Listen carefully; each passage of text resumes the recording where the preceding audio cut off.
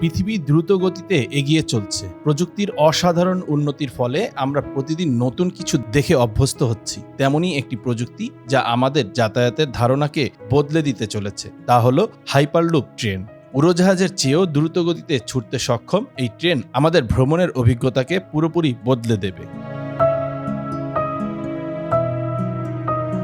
Hyperloop প্রযুক্তির প্রথম ধারণাটি উঠে আসে ইলন মাস্কের কাছ থেকে 2013 সালে। তিনি প্রস্তাব করেছিলেন এমন একটি পরিবহন ব্যবস্থা যা একটি নির্দিষ্ট টিউবের মধ্যে ভ্যাকুয়াম পরিবেশে চলবে। এই টিউবের মধ্যে কোনো বায়ুচাপ বা ঘর্ষণ না থাকায় ট্রেনটি ঘন্টায় প্রায় 1200 কিলোমিটার গতিতে ছুটতে সক্ষম হবে।